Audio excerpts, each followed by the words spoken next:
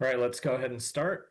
In accordance with Section 30A of Chapter 20 of the Acts of 2021, as amended by Section 40 of Chapter 2 of the Acts of 2023, and further amended by Section 1 of Chapter 2 of the Acts of 2025, this public meeting of the City of Salem Planning Board is being conducted via remote participation. No in-person attendance of members of the public will be permitted, but the public can listen or view this meeting while in progress by going to the website link www.zoom.us/join or by dialing toll-free number 877-853-5257 and when prompted, entering meeting ID number 874-6037-6527, followed by meeting password 999036 if directed, or by watching the meeting live on Salem Access Television Channel 22. Members of the public attending this meeting virtually will be allowed to make comments during the portion of the hearing designated for each agenda item. Members of the public will be asked to use the virtual raise hand function in Zoom to indicate that they would like to provide comment. Dial *9 on your phone's dial pad to raise your hand if you are using the toll-free number. Click the raise hand button if you are using the Zoom application on your computer or phone. All votes taken by this body shall be by roll call vote. So we have welcome everybody. We have a chunky agenda tonight. However, there are a number of requests to continue, and so I am prepared to go out of order in order to release those participants. Should we do the attendance? That sounds like a stellar idea. Okay, perfect. Please. Jonathan Burke, Present. Zach Counter, Present. Tom Fury, Present. Carol Hamilton, Present. Graham Wing. Oh, sorry, Graham Wing. Graham. No, we're not hearing you at all. Hear me? Oh. Now we can. You're golden. Okay, good. Present. Helen Sides, Present. Sarah Turbot, Present. Josh Trial, Present. Kurt Reeder. Present. Thank you all, and thanks for the reminder. All right, regular agenda. We're going to start with topic A, 301 Essex Street, Salem, Mass, map 26, lot 458. And this is a continuance, and the applicant is Scott Grover, Esquire, for the benefit of Jerry's LLC. Welcome, Mr. Grover. Thank you, Mr. Chairman. For the record, I'm Scott Grover. I'm here this evening representing Jerry's LLC. And we're here to request a continuance of this matter to your meeting on November 20th. Just to give you a quick base of the reason why we're requesting this. As you may remember, this application to amend was filed in the early summer before the new parking ordinance was proposed. So our initial plan was to amend the site plan review decision and then go to the ZBA to amend the parking variance that we had from the ZBA. But now with our fabulous new ordinance in place, the authority to determine the adequacy of the parking lies with the planning board. So after consulting with the planning staff, we thought the most efficient course of action was to ask for a continuance this evening, get our traffic demand management plan, I think it's called, in place, file that with you, and then come back for a single amendment to the site plan review decision rather than do it in pieces. So that's the basis for the continuance this request this evening.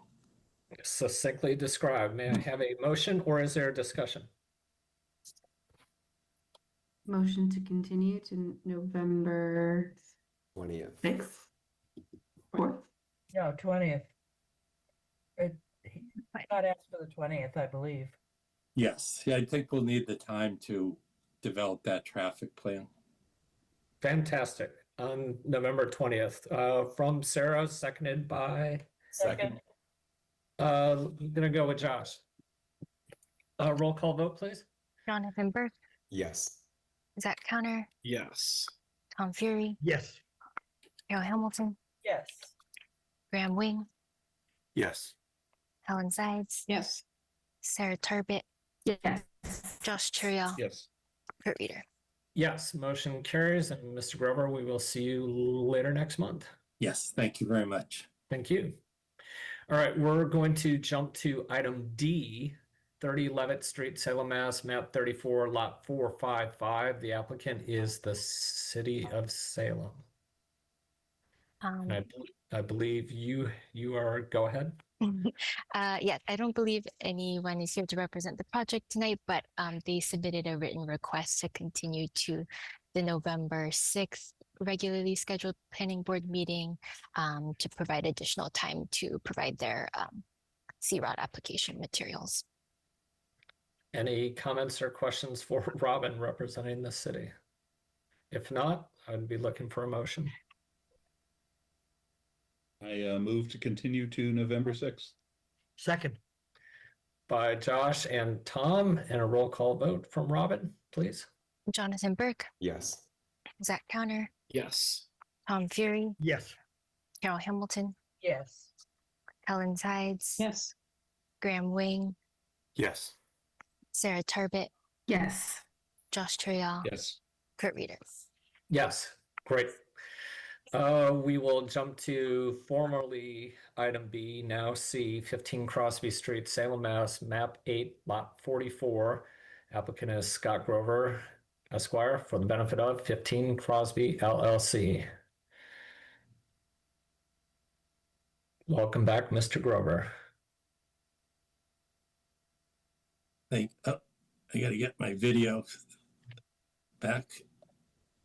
There we go. Okay. Thank you. I didn't think I'd be jumping on that fast, back on that fast. But again, for the record, I'm Scott Grover, and I'm here this evening representing Michael Becker, who's the owner of 15 Crosby Street. We also have available for the meet Jack Sullivan, who's the civil engineer on the project, as well as Paul Pinocchio, who is the surveyor who drew up the subdivision plans. Mike Becker, of course, is also available on the call. So we don't have a presentation this evening. Everything was presented at the last meeting, and I don't think there was any new information the planning board requested, but there is a draft decision if the board's prepared to move forward with that for us to review together. I think this is in the context of peer review is underway. Is that, can I get Well, affirm this? to be honest, it hasn't even really started, Mr. Reader.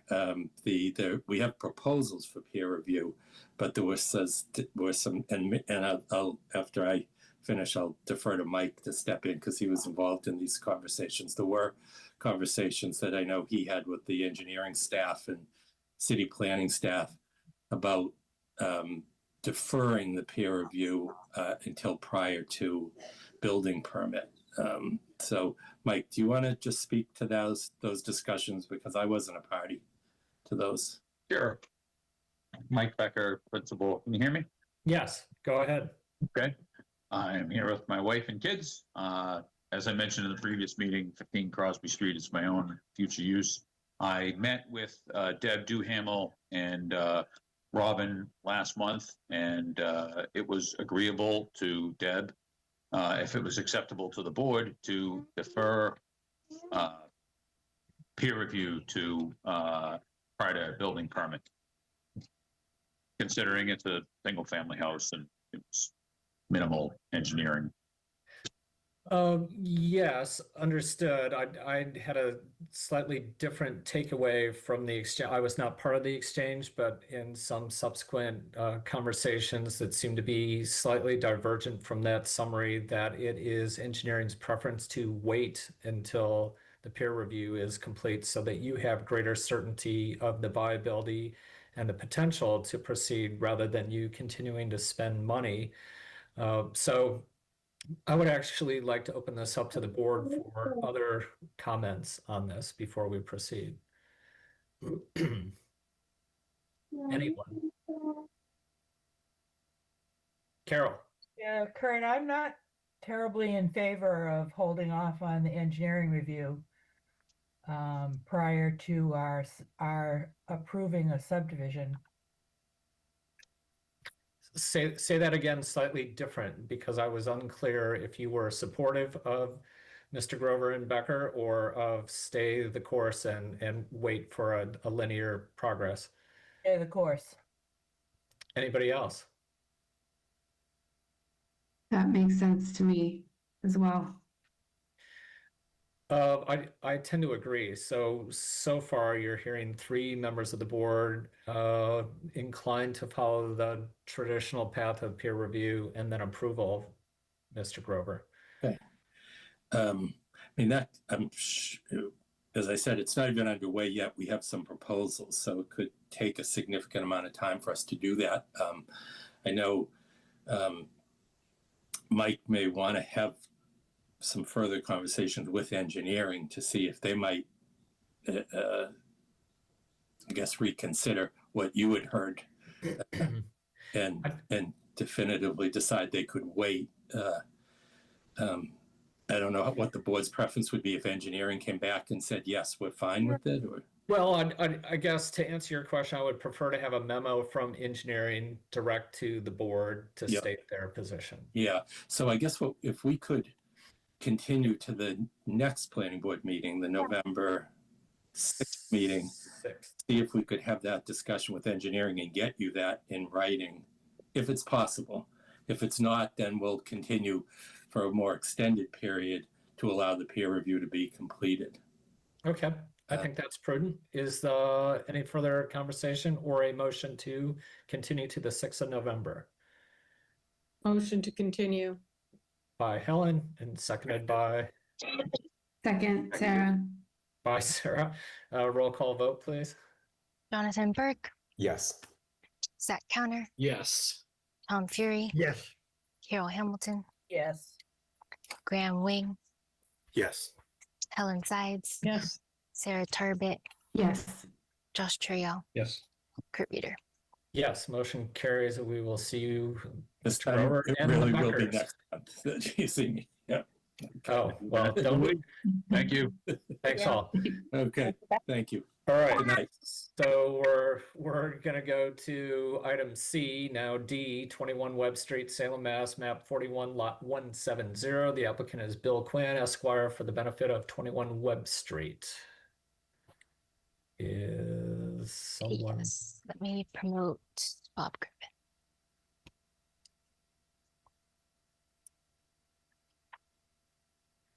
And so a reminder for everyone, this is a C-ROD and not a conventional site plan review.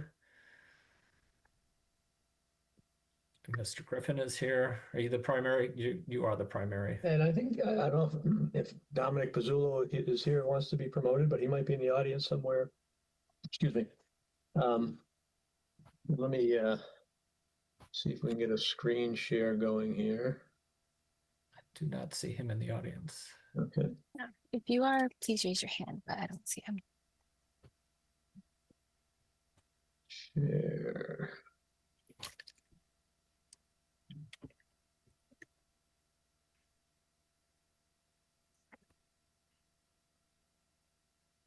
You're good. Okay.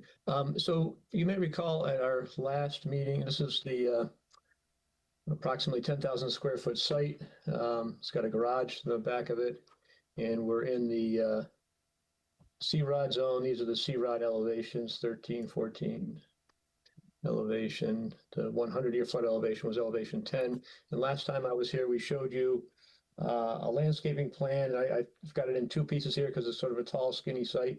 But we had 9 parking spaces out by Webb Street, some sort of schematic landscaping information. And if I go to the next page, this is the back of the site where the proposed building goes, roughly in the same location as where that garage is now.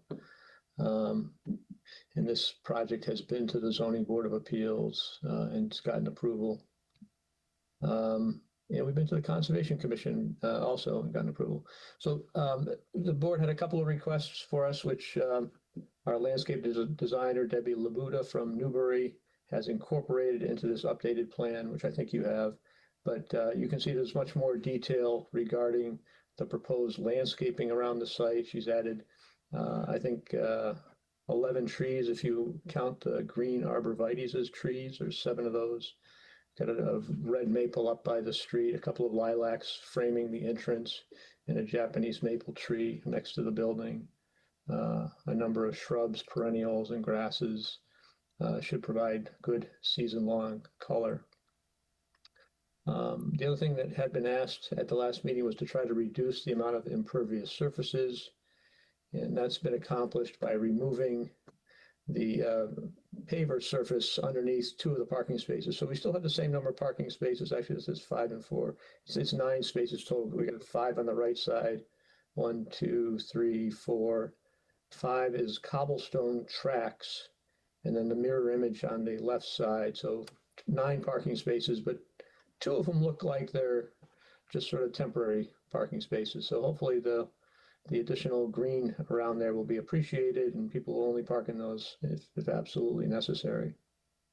That did cause some minor adjustments to the locations of the trash cans. They slid a little further away from Webb Street. There was a bike rack that was added near the front entrance there. You can see it on the right side of the graphic there.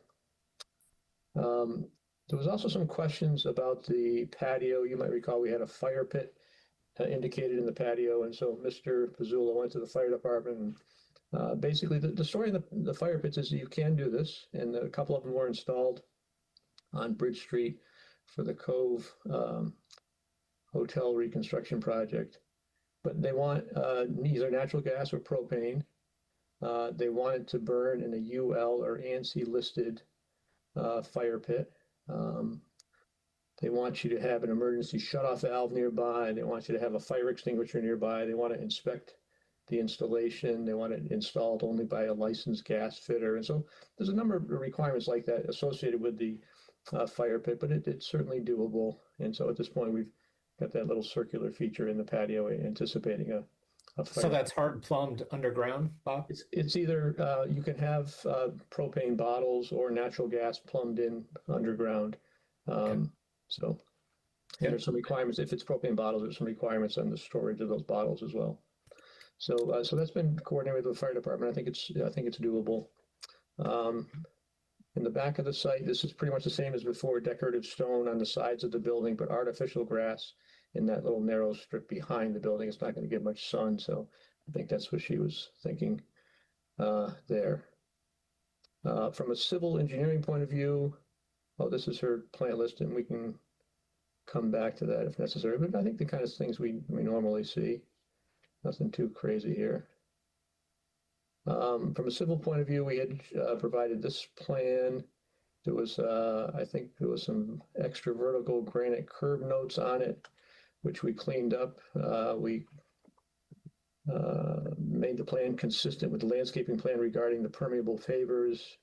And previously that was going to be bituminous concrete. So this will also contribute to the infiltration here. There's those cobblestone strips, the patio, the bike rack, the trash can that moved.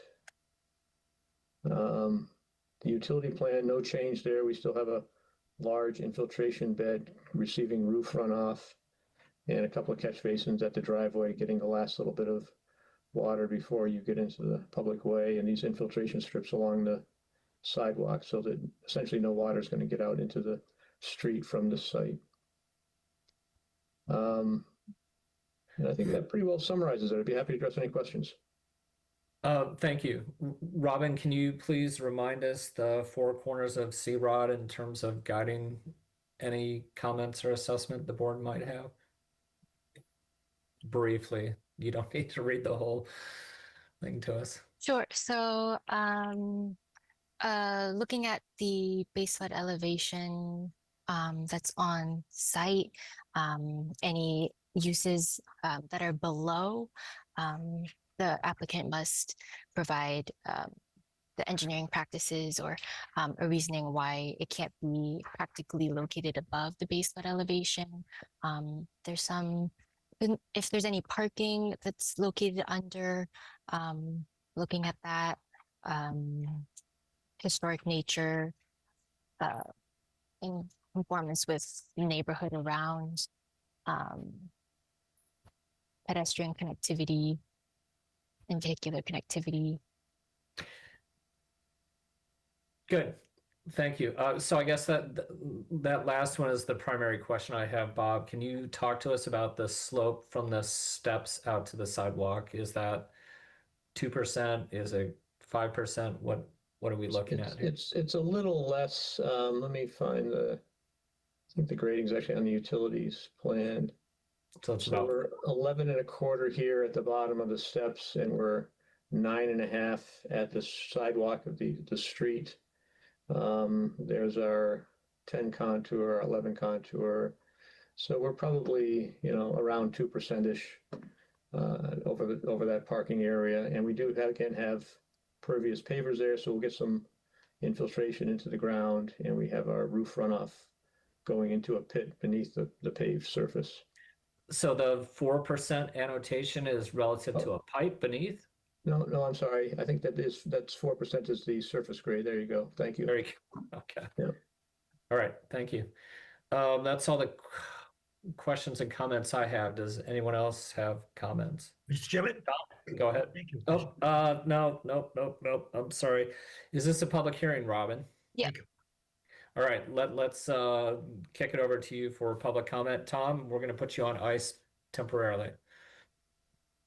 The planning board encourages public comment. No written comments were received for the project this evening. If any members of the public on the Zoom would like to make a comment, please use the raise hand function or dial *9 if you're calling in. We will go in the order that hands are raised. Please state your full name and address if you would like it included in the record before beginning your comment. We will be exercising a 3-minute time limit from the start of your comment and will alert you when 30 seconds remain. The public commenting period is intended for comment rather than discussion between members of the public and the applicant or board. Once no raised hands remain, the public commenting period will end and no further public comments will be taken for the project this evening. If the public hearing is continued, additional comments may be submitted in writing or at the next public hearing. The public commenting period may be reopened or public comment may be extended at the chair's discretion, and the complete list of guidelines is on the website. And seeing no hands raised, I will pass it back to the chair. Thank you, Robin. Mr. Fury. Thank you, Mr. Chairman. This is a very compact neighborhood there. Have you had a neighborhood meeting with the abutters in this neighborhood? Councilor Cindy Jizwick is the councilor, I believe, from this ward. Has the owner or developer had any neighborhood meetings saying what input they have and what advice they may have? Thank you. No formal neighborhood meetings, but Mr. Pizzula has knocked on the neighbors' doors. The neighbors have also gotten notices associated with the zoning board process and with the Conservation Commission process. And so far, I think the comments have been pretty supportive.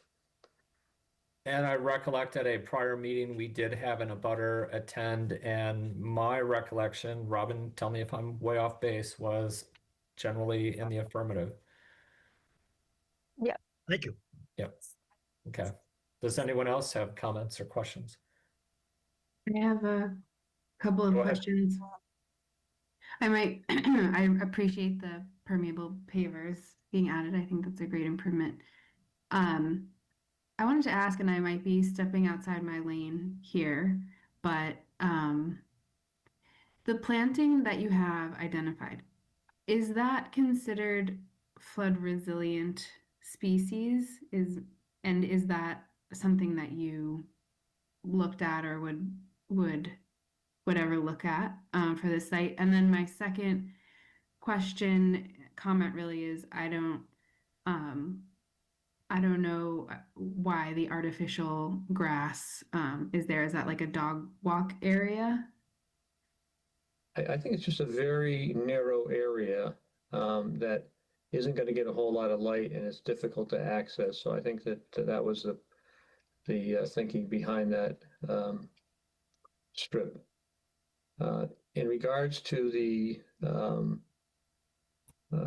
salt tolerance or the flood resistance of these plants, I do know that the red maples do reasonably well with an occasional saltwater intrusion, but I really don't know the rest of the plants all that well.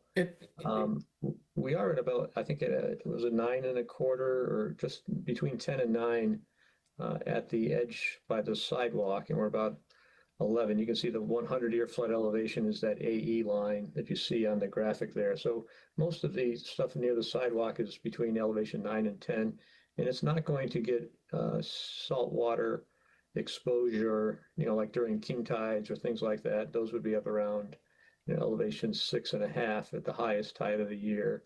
If you had a coincident storm, storm surge with a high tide, for example, a couple of years ago, we had some big tides in February and March. You might recall that got up to about 8.2. So it's still not going to quite get to this elevation. To get to elevation 9 or 10 would be a pretty significant storm event. So I was reminded prior to the meeting that our CROD limits to some degree our ability to comment on, and so I have chosen not to make a lot of comments on the landscape. And I'm glad you did, Sarah, because the 3 trees that are at the back of sidewalk do end up falling within, I believe I'm right, Robin, this falls within the definition of public trees because this is where it's blurry for me. This is not a greater than 3 unit residence, but it is 5 bedrooms. So how does that correspond to the applicability of the tree ordinance? And I'm sorry to spring that on you now. And Bob, you Yeah, may know as well. I'm not familiar enough with the tree Okay. ordinance to answer that question. I wasn't prepared to ask that question, but I can tell you, Bob, that the tree warden initially had an interest in having a greater discussion about the landscape for this, and our guidance was that falls outside of his purview for this. But I would point to your, in service of your effort, that the city does have a list of flood tolerant trees.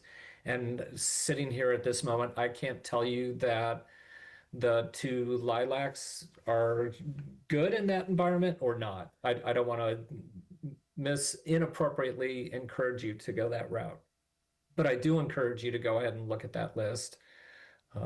I know they're chosen because they're small and you have overhead wires along the sidewalk, but because you're back from the sidewalk, you may be able to do a bigger tree that is flood tolerant. So I certainly will be happy to remind Debbie of the possibility of occasional saltwater exposure here. Sure. And maybe she'll choose to adjust something.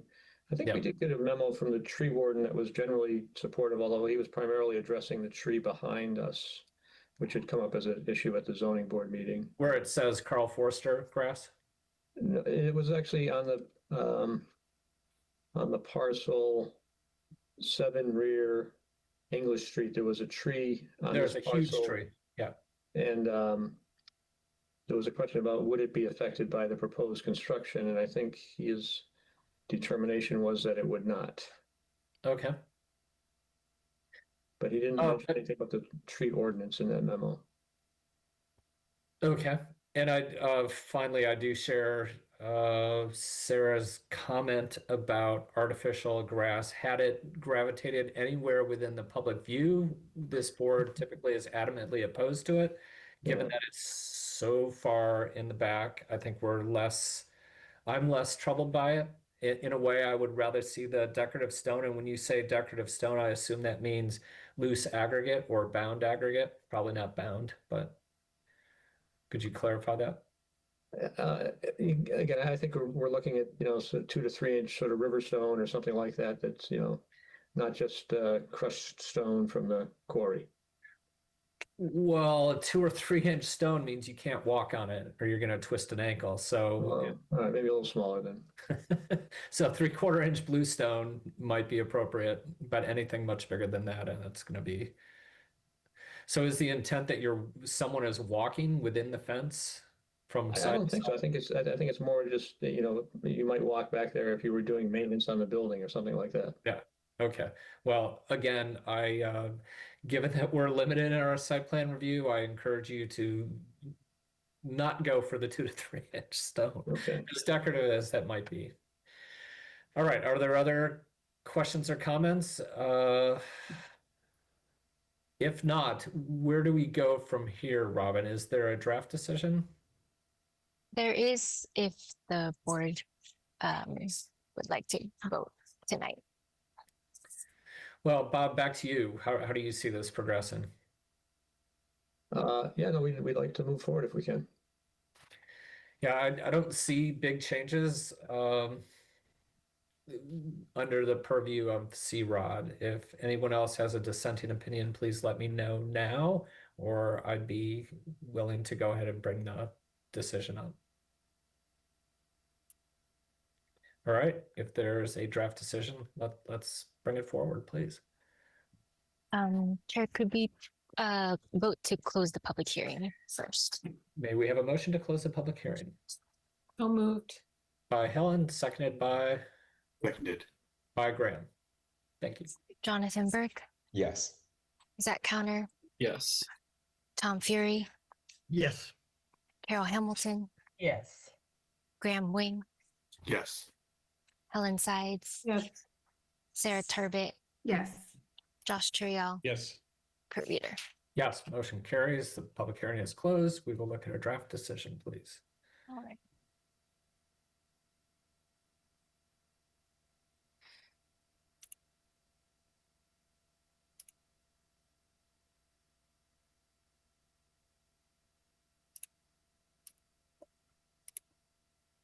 All right. Is this big enough? Yes, for me it is. Okay. I'll go through a slow scroll and please let me know if there's any comments or questions. Yeah.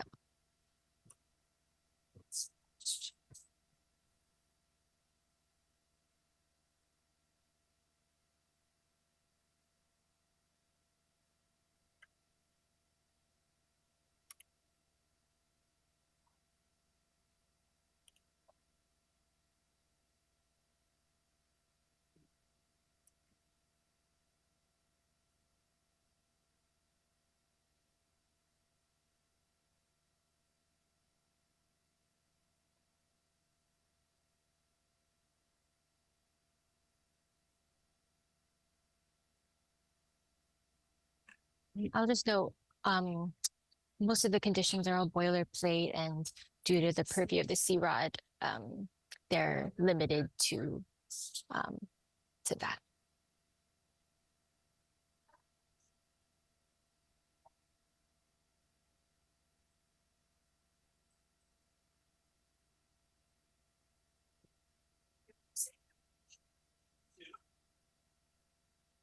Okay.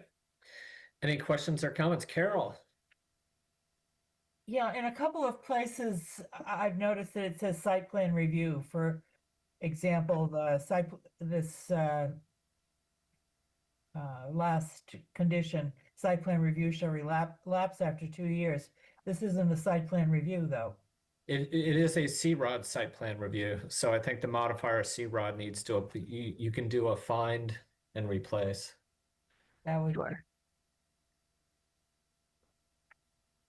there was Do that. space. In the yellow, the record, there you go.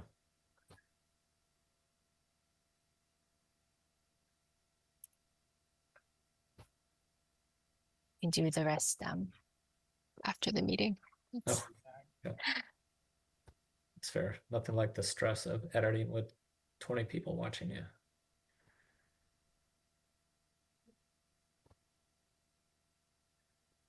Other comments? Since there are no substantial changes, Mr. Griffin, I'm not going to ask you if you're okay with this, but I assume you are. Your smile suggests yes? No, yeah, and Robin did send it to us earlier today. We took a look at it. It looks fine. Thank you. Okay. And am I correct, there are 9, or are there 8 parking spaces? There's 9. And 2 of them have the cobble strips on them. Oh, so 4. Okay. Okay. Okay. I believe we're looking for a motion to approve. So moved. Second. By Helen and Tom, and a roll call vote, please. Jonathan Burke, Yes. Zach Counter, Yes. Tom Fury, Yes. Carol Hamilton, Yes. Graham Wing, Yes. Helen Sides, Yes. Sarah Turbett, Yes. Josh Turiel, Yes. Kurt Reader. Yes, motion passes. Thank you, Mr. Griffin. Great. Thank you all very much and good evening. Thank you. Okay, we're back on track to item E. 248 Highland Ave, map 8, lot 119, and 232 to 234 Highland Avenue, map 8, lot 120. The applicant is 248 Highland Ave LLC. This is a public hearing for all persons interested in the application of 248 Highland Avenue LLC for the property located at 248 Highland Ave, map 8, lot 119, and 232 to 234 Highland Avenue, map 8, lot 120 in the B2 Business Highway R1 Residential 1 Family and the ECOD Entrance Corridor Overlay District zoning districts for the site plan review and a drive-through facility special permit in accordance with the following sections of the Salem zoning ordinance, section 9.5, site plan review, and section 6.7, drive-through facilities. Specifically, the applicant proposes to renovate an existing 595 square foot Dunkin' Donuts building by removing one of the two existing drive-through windows and relocating the customer walk-up window. No expansion of the building is proposed. The applicant also proposes removing one of the two existing drive-through lanes and adding 5 additional parking spaces for a total of 11 parking spaces. Other site improvements include relocation of landscaped islands and a proposed sidewalk between the customer parking and the building. And representing the applicant tonight is That is me. Can you hear me okay? Ian. Yes. Yes. Okay. So my name is Ian Ainsley. I am an engineer from Isobrem. I am here with Jason Pino of Spooky Donuts LLC, the franchise manager of this Dunkin' location. And I believe we actually have the manager of the car wash station on 232 to 234 on as well, so he can make comment as well. So what we're here for tonight, as you stated, is a site plan permit and a special permit. It's an existing Dunkin' Donuts location that currently, and this is the plan that we submitted, hopefully you can see it on the screen. Yes. Currently, there's 2 drive-throughs. There's one where you enter here and come out this way, and then there's a second one where you go around the back of the building and come out here, kind of going in opposite directions. What we're proposing to do is kind of reconfigure those, but before I get to that, I'll just kind of walk you through the property first. This is Highland Ave down here. It's Route 107.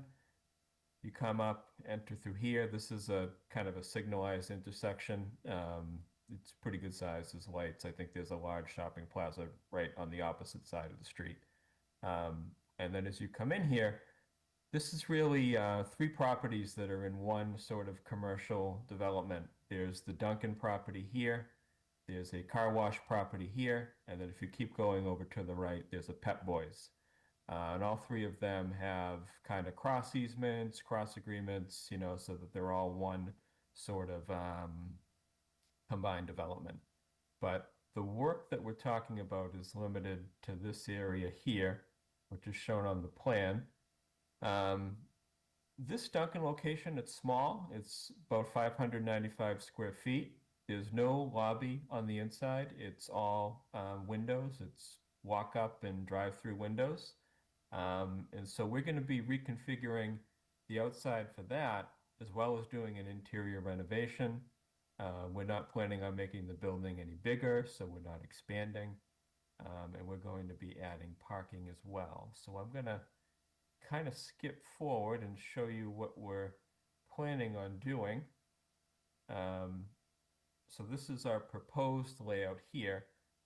What we want to do is eliminate that front drive-through that had kind of gone in through here. And we're going to take the parking that's there previously and push it up against the building and put in a sidewalk between the parking and the building. We're going to increase the number of parking spaces. So right now I believe there's 6. We're proposing to increase to 11. 6 of those would be here, right up against the building, and 5 of them would be down here where there's 3 currently.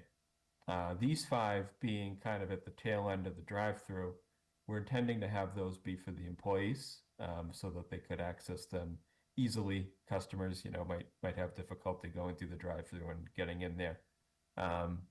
What we've done by eliminating the drive-through here is we've sort of consolidated everything into one drive-through through the back. So this would all stay the same, this approach coming in, that's there already.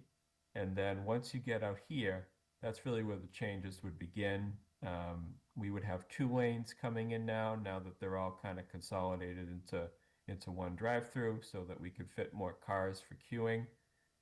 We would change some of the islands around here to kind of line up with that drive-through the way we've drawn it.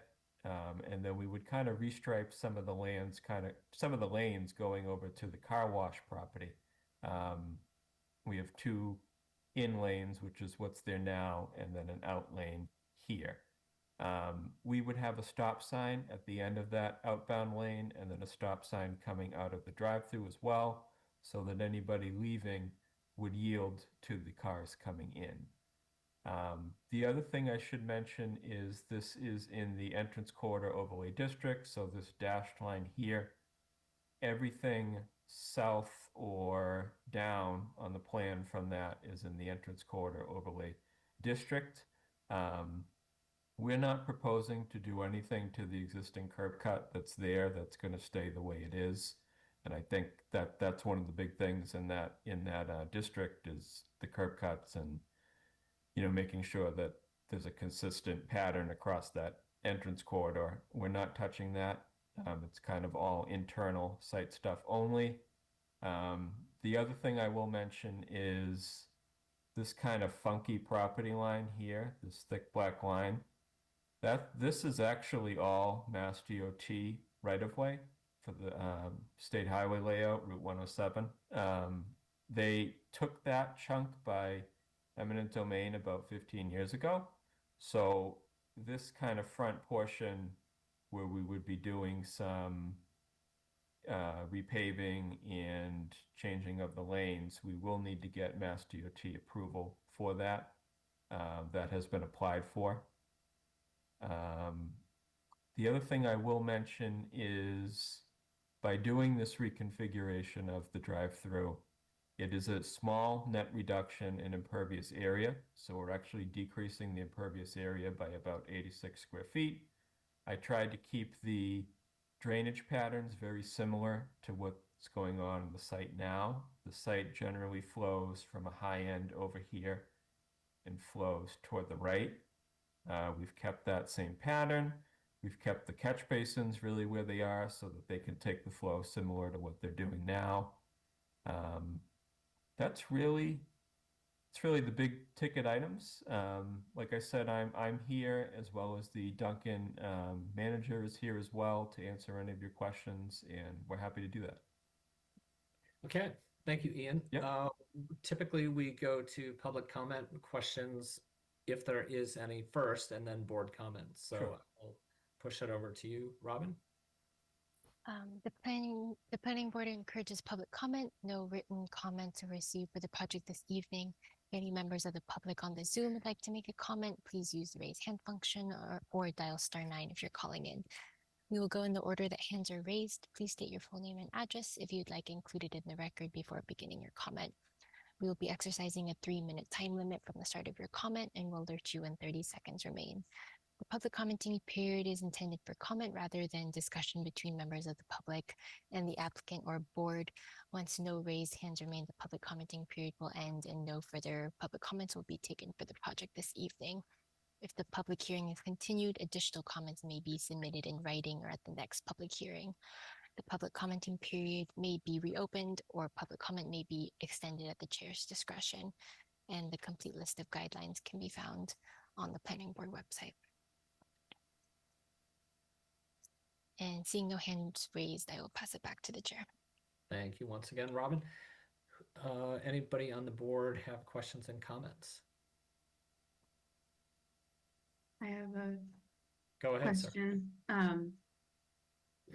So the walk-up window, also, I think this might be one of the best Duncans, just saying that. Oh, thank you. Thank you. I tried. The walk-up window, Is your Possibly intention? zoom in a little bit. Yeah, let me clarify that. I think your question is, where is it and what's happening to it? Yeah, I was going to ask more about like how do you anticipate people waiting for that? Sure. So just so we're all clear, right now, drive through, and then the walkout window is here. And there's Okay. kind of a good sized concrete walkway that's over here, and that's kind of Okay. stepped up from the pavement. So this is an area where people can stand. Um, what is going to happen as I get down to the proposed plan? When these parking spaces come here, we're going to put in a sidewalk and kind of interconnect all of that so people can park and then directly step onto the sidewalk to get up here. We're going to be putting that walk-in window where the drive-through window was here. I expect that queuing will kind of go in a little bit both directions. I think there'll be people coming in from here. And then I think there's space to stand over here as well. So there's a decent number of people that can fit up there out of the parking area. Got it. I just wanted to kind of bring that up because if you do expect a lot of people, the kind of sidewalk really shrinks down in that area. So if there is room to extend, not to add more concrete, but just to think about that area a little bit more as a landing spot might be better functionally. Sure. Yeah, we can look at that. Other comments? We're gonna have Zach? So I'm wondering about the area where kind of like where the vacuums are, with the car wash Yes. Yeah. area. So if somebody were to use those vacuums, right? Because obviously you pull in, use those vacuums, and then you want to leave, right? And I'm sure we have the car wash owner here, and I'm sure he would say, "Well, just go pay to go through the car wash, right? That's the perfect way to leave." But now it looks like I'm not entirely sure what the plan is to let those vehicles exit. Is it to pull over towards that bay where all the self-cleaning or washing is, and then do a U-turn and go down that one lane? I do think they would have to go back into that plaza and kind of turn around back there, but I will say that's very similar to what is there now. I'm going to go back up to the existing plan. Right now, there's an island that prevents them from going out this way. I guess, they could come and turn around here. That's what I typically see, is just people taking that U-turn around the island. I don't know if we have the car wash owner on, if he wants to speak to that. We did work with him kind of as we developed this. So this is kind of something we all kind of came up with together. So Hey, Ian, is it okay his if I name just would be introduce Felix, myself I real quick? believe. Yeah, I'm promoting Felix now. Hi. Hey, can I just say one thing? So my name is Jason Pino. I actually purchased this location back in 2024, March 2024. And one of the first, I have 17 locations in total in the North Shore, like north of Boston area. I've been doing this since I was essentially born. I'm a second gen franchisee. When we bought this location, one of the things we realized about it was that the complexity of the drive-through, it was previously a quick kava, which was a very short-lived coffee concept that had eventually all failed, and Dunkin' took over a lot of the sites. The double drive-through always has been challenging with the quick kava Dunkin' conversions. So I knew that coming in, and then when I started, as someone who's operated stores, I saw that intersection of where the current drive-through queuing is, and that's what drove this plan.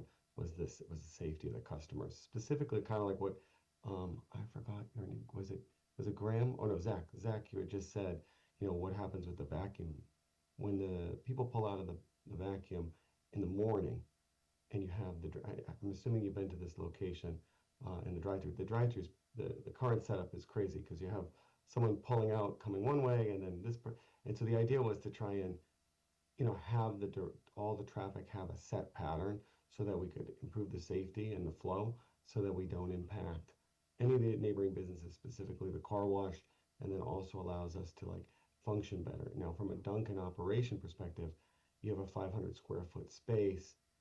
Operating 2 drive-through windows in such a small space creates incredible complexity, and with complexity comes long service times and backup in the drive-through queue.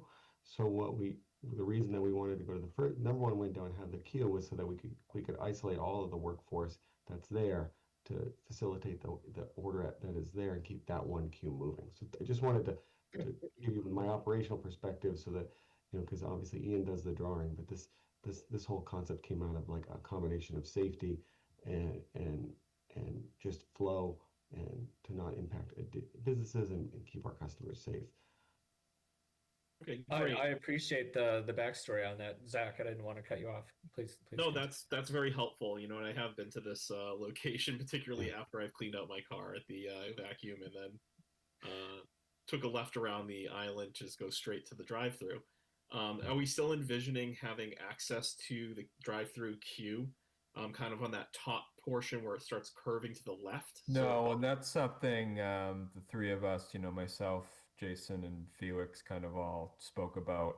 What we don't want is cars queuing this way, and then somebody tries to go in the middle of the line, and then you have kind of pandemonium again. So what we have added here is bollards, just to prevent anybody from going in and doing that. So the intent is not for anybody to come this way and enter into the drive-through. So I'm going to jump in. That my question had to do with why do the bollards stop here and don't continue through?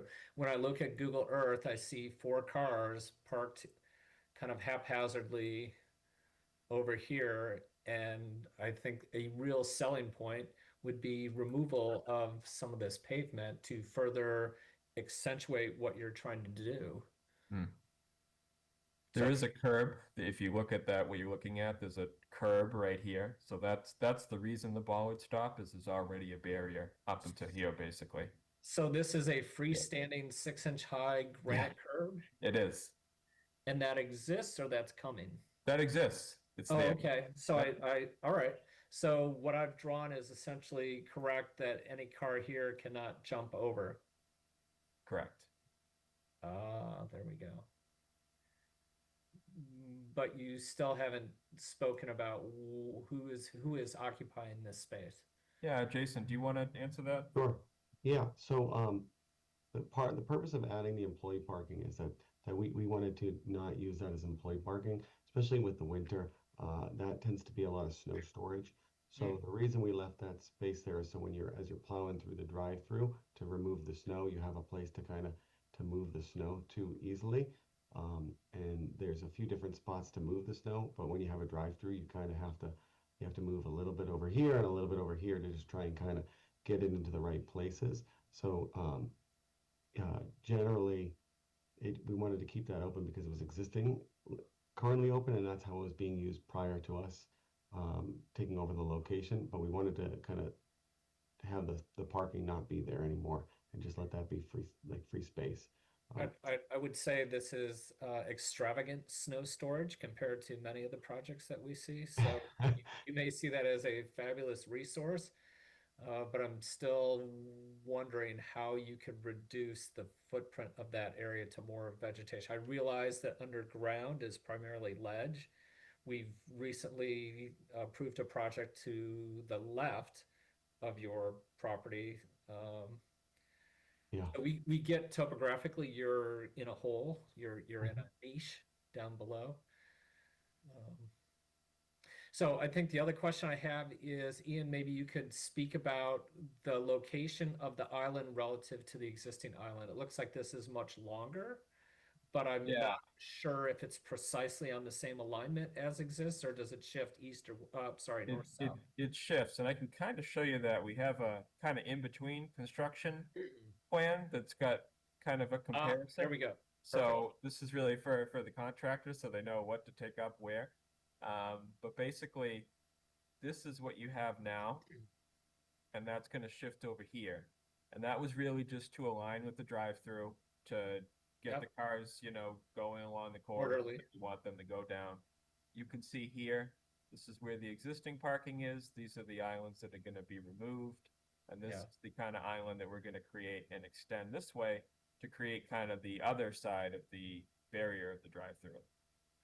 So I appreciate that you have the 1 foot existing contours on here, but what I'm missing and is a requirement of board approval is to have the proposed contours. So I get it that you're not doing a dramatic change, but you are moving, you are changing slopes, even if you are not changing catch basins.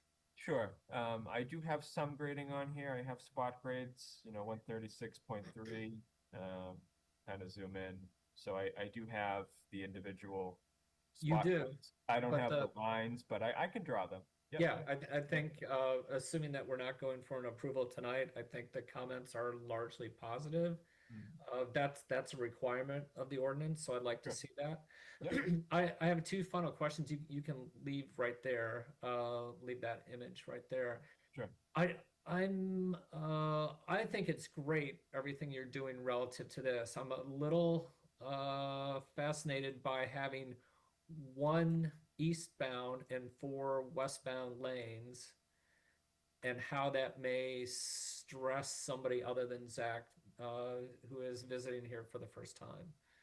So I don't have the answer. I think it's a great upgrade to what's there. And you said something that piqued my interest, that MassDOT will review and comment on this. So can you speak to why MassDOT is involved in anything in an internal private parcel? Yeah, it's kind of a unique situation. This is the property line, this thick black line here. Yep. So, usually when you're going along a street, your front property line is this. Yep. It's parallel with the street. MassDOT took all this land for the by signal. deed, you know what I mean? So the only reason that we're really talking to them is because some of the work that we're doing is technically in the right of way. It's, even though it's 50 feet back from the road, it's Mass DOT's land. So we need their permission to do what we're going to do. I don't know if they're going to look at it from an internal site circulation point of view. You know what I mean? I don't know if they really care about Duncan's operation per se, but they are going to look at, the work that we're doing on their land. I'm curious if they are going to say move the stop line. Is this a conventional white MUTCD stop? And the reason for that really is, like you said, there's a lot of lanes coming in, and I wanted the person coming out to stop and see what's going on before they try to get through there. So because you do have the mixing, you have people going 2 different directions. Exactly. So potentially I could see them coming at you with more striping. That's not our possibly. purview. Yeah. And I was trying to strike a balance. We did have striping on there, and part of me felt like there's so much striping, it's more confusing. Yeah, too many signs can be confusing. Yeah. So I think that's something we'll kind of work out with them. So does that happen before you come back to us for a decision? I hope so. Yeah, great. So my final comment has to do with landscape. You haven't spoken about the replacement of everything in the islands. Sure. So go ahead. Yeah, I have really two shrubs that I've picked, inkberry and St. John's wort, just kind of good picks for this area. I tried to pick ones that were smaller, ideal for islands. If you get too big, then you're creeping out and you're impacting sight distance and you're getting tall. I tried to pick ones that were fairly similar to what's out there and, make sense to put in a narrow island like this. So we're planning on putting these as shown. One symbol is the inkberry, one symbol is the St. John's wort. I think there's 17 total of each. I think you're exaggerating the size of them. Yeah. Maybe that's a hypothetical future case, but I think you've got to more than double that. But my motivation for asking is I'd like you to think about how you can add some deciduous shade trees, things that are going to be higher than the vehicle early on. Yep. Provide some shade to what is otherwise just a massive expanse of asphalt. Jason, do you have an issue with that? This is Felix Toronto, the owner of Triton Wash. I'd like to comment on the traffic flow. you did notice that there was one exit coming out. But Pep Boys itself has its own exit on their property. So the access of 2 lanes coming in is for my car wash and Pep Boys property. Pep Boys has their own access on exit on their property. They do not have an entrance on their property. So that's why there's 2 exit. They can exit from their property, no problem. It's the entrance. Well, I know I go right into Pep Boys. So If you notice, it's not right on Highland Avenue, right at the Pep Boys entrance. It's a "Do Not Enter" sign, right there. It's only an exit. You can't enter because you can't enter Highland Avenue without the traffic light right there. okay. Well, now we're all better aware of signs that people do not follow. Yeah, we got a lot of that. Trust me. Thank So you. it sounds like This design actually alleviates a lot of congestion between Pep Boys, my car wash, and the Dunkin' Donuts. Well, it's good for the abutter comment, so we thank you for that. But Ian, I do want to go back to you about trees. I'd like you to figure out a way to replace some of the shrubs, to add more shrubs to densify them, and come back to us with between 3 and 5 deciduous trees. okay. And if- Jason, Felix, do you have any issues with some trees going in those islands? I only had a question about that just because I want to make sure that there's clarity for the customers pulling out. How tall were you thinking that you wanted? Well, a this? deciduous tree. So a street tree, it's going to go in as 2.5 inch caliper. Is that the minimum? Yeah, Robin? generally. Yeah, generally it's that. So they're going to be 15 feet tall when you put them in. They're going to be branched up to 6 or 7 feet tall when you put them in.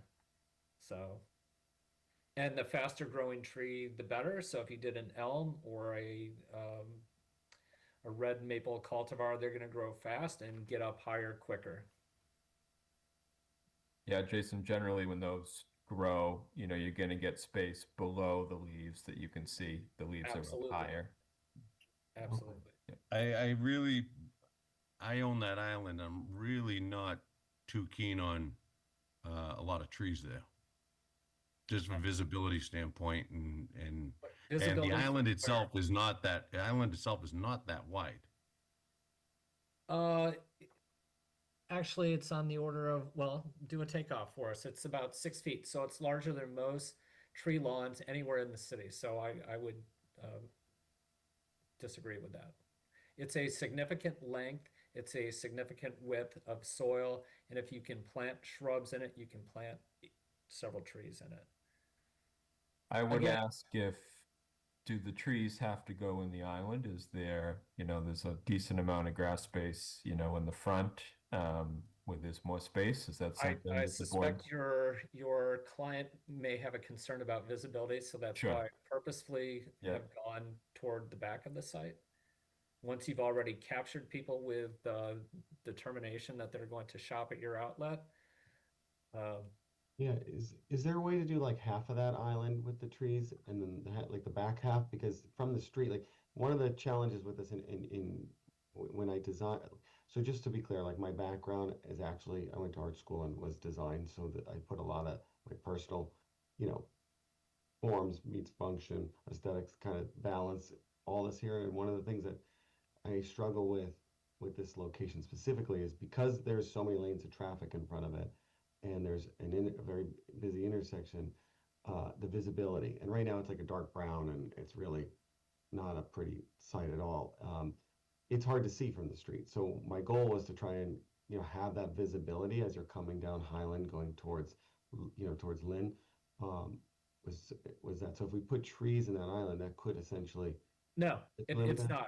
I'm sorry, I'm going to disagree with you. The building's here. What I'm saying is if you strike a line along the face of your building and plant trees backward, that has zero impact on any vehicles coming from Pep Boys or Highland Avenue. Oh, I thought you meant that below that line, that those where the No, I'm meeting you halfway to say that that's agreeable. fine. That's fine. I just didn't understand. I'm sorry. Yep, that's fine. That's No clarity. need to apologize. That's all good. So why don't you work with your team and Felix as well to come back to us next time on that. Sure.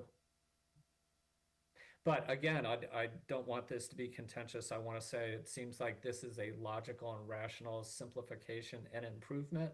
My outstanding question is the central contraflow lane in between the two going to the west. So anybody else have comments? Ian, if you are agreeable, we will look to see you at a future date. Are you thinking at 6 November or later in the month? Yeah, I think we'll try for that. Yep. We'll see how quickly Mass DOT goes. Are you waiting on your end for any town or city reviews, or we are the town and city? You like an engineering department or fire department or anything? I defer to Robin on that one. Okay. That's a good question. Yeah. Yeah, and actually, I'm just looking on the portal. Engineering just left a message today that they will be requiring a peer review for this project. Okay. So in fact, the 6th November may be too aggressive for that. Do you want to have an opinion on that, Robin? I agree. Okay. So how about we pencil you in for the 20th, depending on how the peer review progresses? Jason, how do you feel about that? I know you're on a bit of a timeline. No, I mean, we have to go through the process. I understand that we all have, I have a contractual obligation to remodel the location with Duncan, because when you purchase a location, if what's called we call like a remodel, if it was deferred when you purchase it, you have a limited amount of time to get it done. But this is a big project that we're doing, and it does take time to review. And I understand that you guys have policies and procedures that you have to follow. So I think we can do as soon as we can, and if we can't do it the 6th, then the next meeting maybe. Or do you think the next meeting would be possible? Not the 6th, but the following meeting? Generally, yes. Okay. So yeah, and I would think so too, just based on what I've seen in other towns, with peer reviews. Yeah. All right, so I'm looking for a motion from a board member to continue to the 20th of November. Motion to continue to the 20th. By Sarah and seconded by Helen, and a roll call vote, please. Jonathan Burke, Yes. Zach Counter. Zach. We didn't hear you, Zach. Oh, I think you're muted.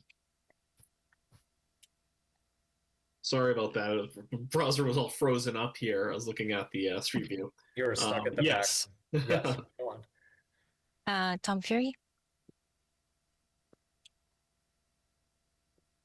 Tom? Do we lose Tom? No, Oh, he's there's there. Tom. Sorry. He's not muted. Tom, give us a yes. Thomas. You skip over. Carol Hamilton. Yes. Graham Wing. Yes. Helen Sides. Yes. Sarah Tarbit. Yes. Josh Triel. Yes. Kurt Reader. Yes. And Okay. Assuming Thomas is in the affirmative, the motion carries in any event, and we will see you in November. Okay. Thank you very much. Thank you. Donuts. Thank you all. Thanks.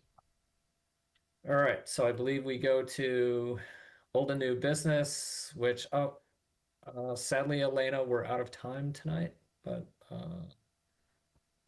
is Elena with us? Oh, there she is. Thank you. You are topic A. Discuss and vote on recommendation to City Council on proposed zoning ordinance relative to the Smart Growth Overlay District, Margin, Endicott, and High Street. Welcome, Elena. I thought we were going to have the camera focused on her messy desk. Well, proprietary. Thank you, Josh. Propriety. And thank you, Blur Function. Thank you so much, Planning Board. Elena Eimert, Senior Planner for the City of Salem. And I am really just here to serve as a resource for the board if you have any questions for me as you put together your recommendation on the zoning proposal that was the subject of last night's joint public hearing. Thank you. So I will open it up to the board. Is this a public hearing? No. It is not. No. There we go. So we are open for a conversation amongst board members.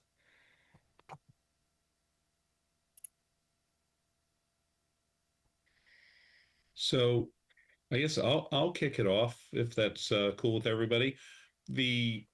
My thought on the project in general is I have some concerns about the project as it is currently set, but I have no objection to the zoning portion of it.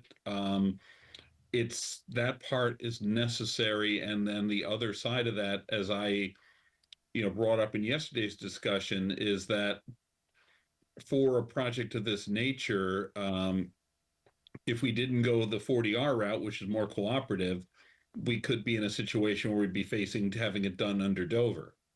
And that I've seen, projects like the project down over at the old Ward 2 Social Club were Dovered, and that's been a disaster. So that was unsatisfactory. This was before you were part of the board, right? Yeah, Josh? long before I was part of a board. It's still not open, but understood. Yeah, that was but a condo project. I simply wanted to piggyback on what you're saying. We went through more than one meeting until we asked the question, how is our input required? And the answer was no, and we abruptly stopped opining on a project that we had no purview over.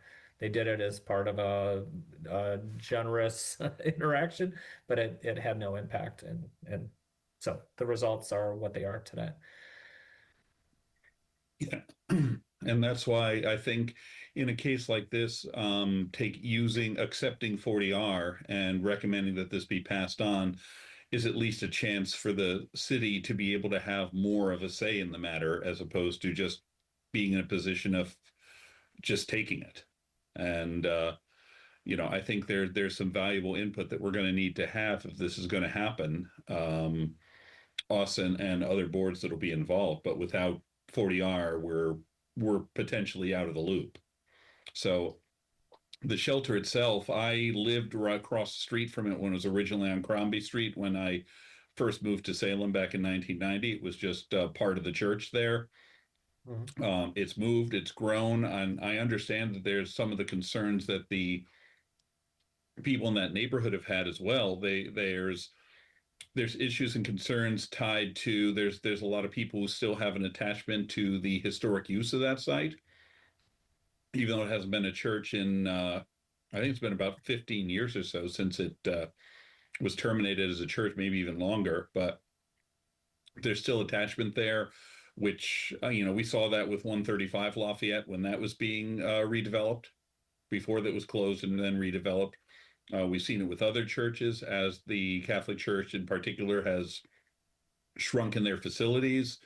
So I see the issues there. I see some of the day-to-day behavioral issues that we see with people who are, with some of their clients, with some of the people who they don't take right now because they're not, they're a dry shelter.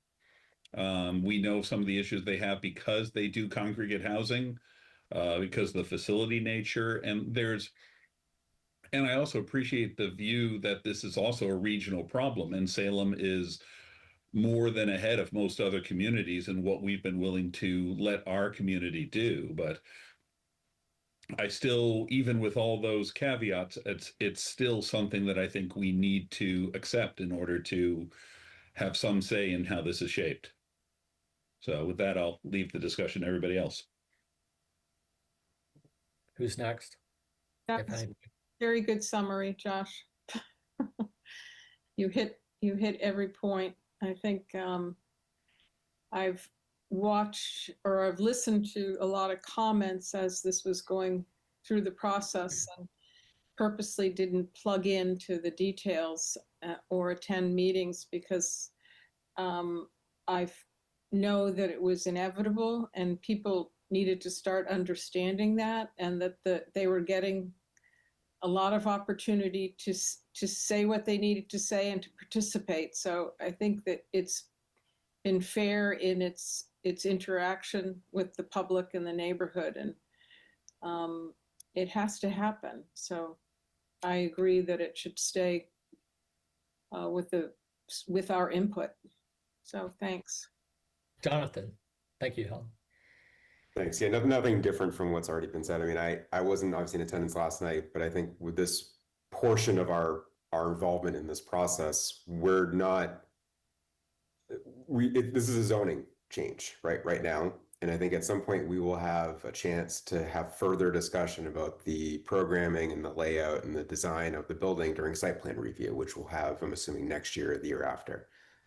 So for me, this is as a simple sort of logistical zoning change, and we'll have the discussions that we need to have around which I have concerns that, right, we'll have those discussions, the more in-depth discussions around programming and planning, and I think there are legitimate concerns we need to address, and we can address those in the next phase of this review.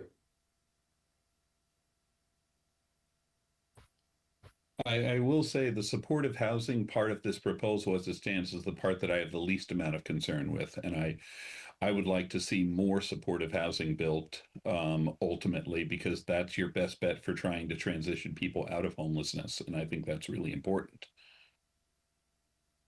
Great. Again, I know it seems tangential, but my whole rationale for bringing up the percentage lot coverage was I had wholly intended to come back to my house last night and do a takeoff of the proposal relative to the site to ascertain what coverage and how much parking was in there, because based on your response last night, any parking comes at the expense of the building footprint, not at the expense of the open space. So I did not do that math, but I sincerely hope somebody in the department does that math before the zoning is approved by the council.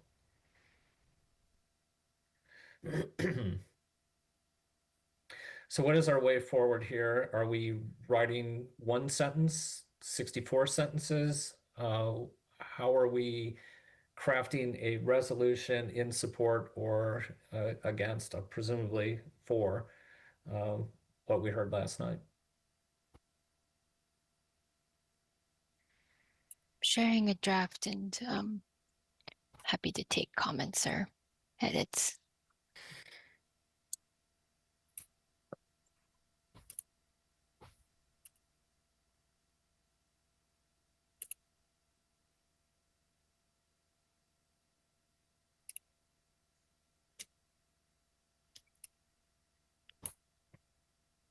Is there any interest in adding a sentence or any sort of affirmative or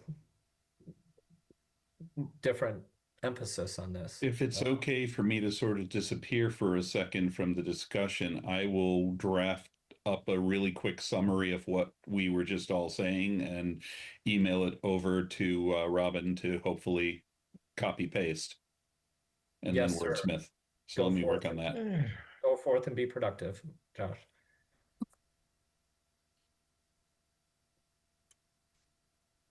If there are any specific phrases or words that the remainder of the board would like to include, you might think of them now.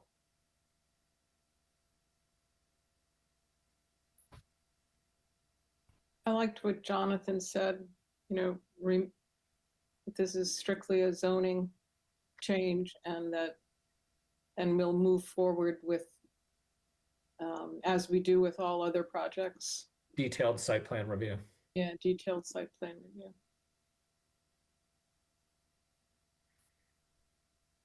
Carol. I have one question. This is my ignorance. This is a change in the zoning of that site.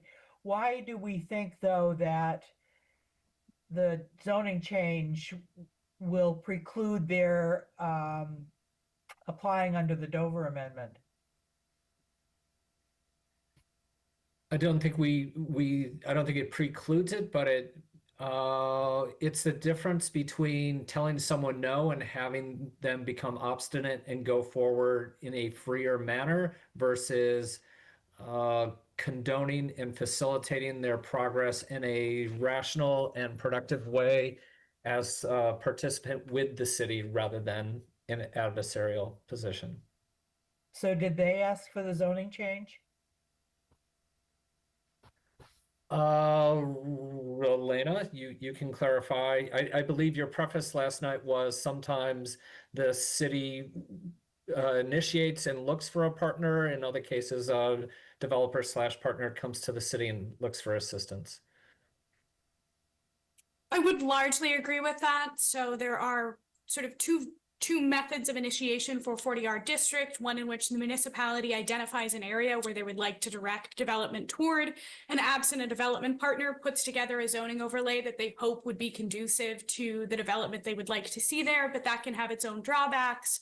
And there is this second path that Kurt was alluding to, where there is a collaboration between a project partner and a municipality, where the zoning is crafted to support a project that advances the municipality's goals. And that is the situation that we've been in with Harbor Light Homes and Life Bridge for the proposal of this district. So they have worked with us to craft zoning that would support a future project that allows the redevelopment of the outdated shelter and the introduction of supportive housing at that site. Okay. And so what I would say is there has been considerable investment by the property teams in this process. And we believe that they will continue to participate through this. Okay. I have another question. I understand there's the incentive, like there's the money piece that City of Salem gets. What does that get spent toward? Does it go into a particular bucket? No, it goes to the general fund. Got it. That can be then used for, certain infrastructural improvements that could support that project, but it's not necessarily tied to it. Got it. Thanks.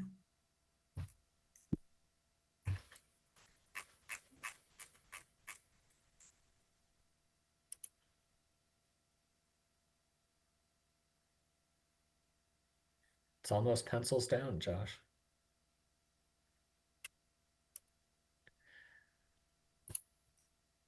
On its way.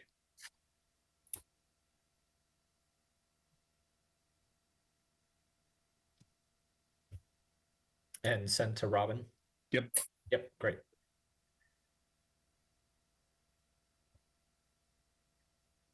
Oh, I received it.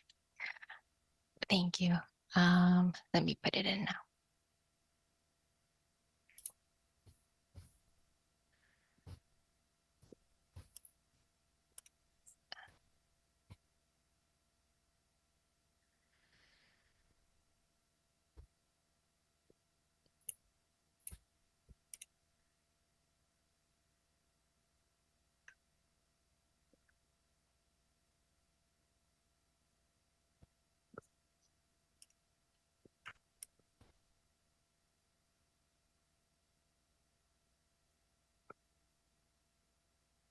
I'm not sure I necessarily agree with that statement or need it. Which sentence? There are 3 sentences. The sort of piece about them using, I mean, they could use, even if we do 40R, they could still use Dover, right? It's, I agree with Jonathan. I would almost strike that second sentence. Well, I'm seeking in this one to kind of phrase it for the city council, since that's the audience for it. And I wanted to make sure that everybody there realizes that it's not a case of 40R or no project. It's a case of basically 40R or Dover if they really want to go ahead. So. But to Jonathan's point, could it also not be a lawsuit in some parallel universe as well? I'm just trying to figure out. Yeah, it could also not be 40R. Could just go through the normal process too. I don't know if we need to. I just don't know if we need to include that. It sort of feels like a little bit of a threat. Yeah. But that you brought it up, Josh, I think is instructive.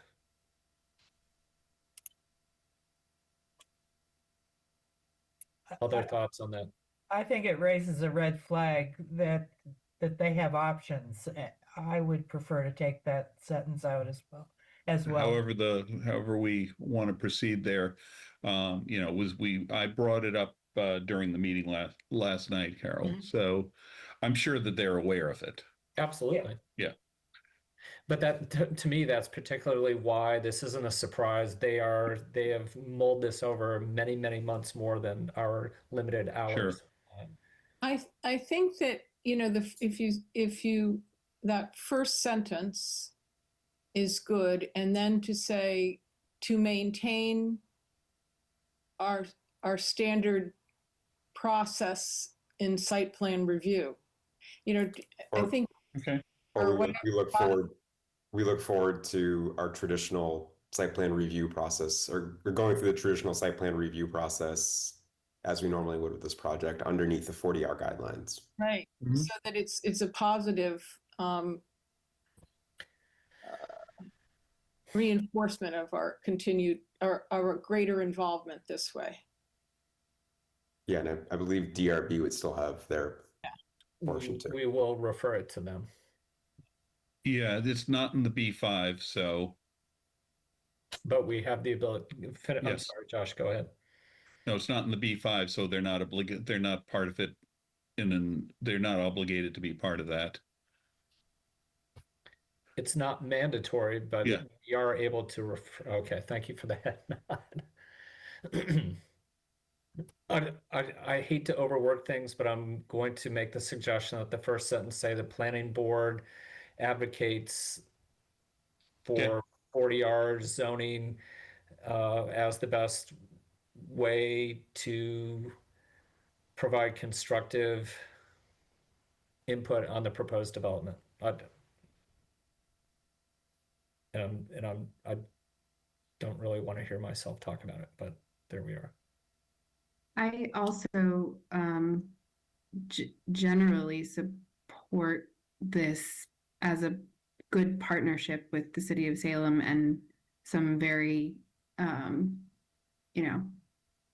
respectable and inspiring nonprofit organizations. So I don't know, like, I think overall it's a positive thing. I don't know if we can say something like that. And we're striking the next section. Yeah, the next. Or if others agree. This paragraph.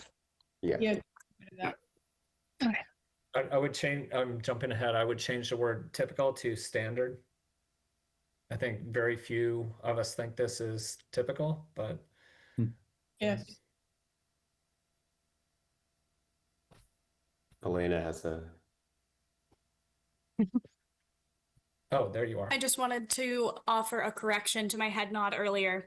The DRB review and recommendation is actually a mandatory part of the process as stipulated in the umbrella ordinance. Good. Good. That's something. Glad to hear it's not optional. Yep.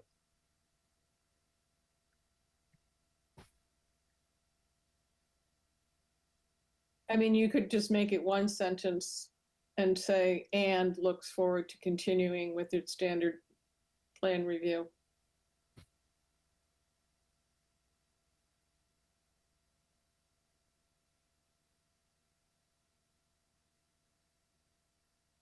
Final rock throwing. Sorry, did you guys hear my comment before? Say it again, please. Maybe not. We're all distracted. Yeah, I guess I just also feel this is a great positive partnership between the city of Salem and some great organizations. So I don't know if that finds its way in here. Before we've enthusiastically supported things. I get this is maybe a little bit more contentious than other ones have been. I don't know if that's true, but I guess I would ask, do other people feel like adding a positive sentence to this other than looking forward to continuing standard things? Like, is this overall a positive thing? Like encourage further cooperation. But I guess that's not what we're just like. This is just the zoning. Like, this is the zoning change, not necessarily contemplating. That's true. This is meant to be clinical. Yeah, and it's not really contemplating even the specifics of a proposed project yet necessarily. It's the underlying zoning, and then once we get to site plan, we'll discuss who the operator is, who the owner is, and the specific programs. Because it's been a contentious process, I think it's important that that is exactly what we're addressing, is just the zoning. Yeah. That we're not leaping ahead into what we think of the project necessarily. Or how, anyway. And all the concerns. Yeah. Yeah. Got it. Yeah, that's fair. But this is specifically for, like, I guess now I'm confused about the partnership scenario between Lifebridge and Harbor Light and City of Salem. Like, could this continue if it wasn't them? Yes. Got it. Whoever, because this is just saying that this district will be zoned, the zoning in this district, regardless of what is on top of the land within that district. It's not really, it's technically not really, like, as Elena mentioned, like 40R was originally designed as an incentive for communities to zone for multifamily development. We've used it a little bit differently in Salem by choosing specific already proposed projects, and other towns have done the same thing. But at least for this, and Elena, feel free to correct anything I'm saying right now that is incorrect, but I think that's fairly accurate of this. Makes sense. Thank you. I'm sorry, Yeah, Alex. 40R. Elena, I give mean- a quiet nod as opposed to a yes. I gave a thumbs up. Jonathan is Okay, I correct that the did not see zoning that. overlay, if adopted, would stand whether or not this project partner continues forward with a project proposal or not. Yeah. If it was conveyed to a different organization, that it would still apply. It's not project specific. I'm ready to make a motion to approve. By Helen and Second. and Josh. And a roll call vote, please. Jonathan Burke, Yes. Zach Counter. Yes. I think it looks like Tom's having technical issues, so he's not here anymore. So Carol Hamilton, Yes. Graham Wing, Yes. Helen Zides, Yes. Sarah Turbot, Yes. Josh Turiel, Yes. Kurt Reeder. Yes, motion passes in the affirmative. All right, moving on to the next topic, fiscal year 26 community preservation plan, request for comment and input. And I believe Carol is our, Elena, thank you. Sorry, thank you very much. You did, I must say, you always wow in city council chambers. Thank you so much for a super successful presentation. Yep. And good night. Thank you so much. Good night. Fiscal year 26 community preservation plan request for comment and input. I believe Carol is our designated liaison, or is that no longer the case? It is, yes. It's the case. Yeah, every year the Community Preservation Committee submits a plan. There's not a lot of change in this plan from previous ones, but we're looking for any suggestions that you might have, projects that you think we should be considering or should be encouraging. Not considering because we can't do that. Is tonight our drop dead for input? I believe October 20th is the drop dead, yeah. Okay, so you will not see have- us again before then. Yeah, I have October 24th, but that's also 24th, okay. before the next meeting. Does anyone have any immediate recommendations? I do not. Sadly, I meant to think on it, but I have not. Are there any projects, Carol, that just continue, like the common fence? Is that something that keeps rolling on each year?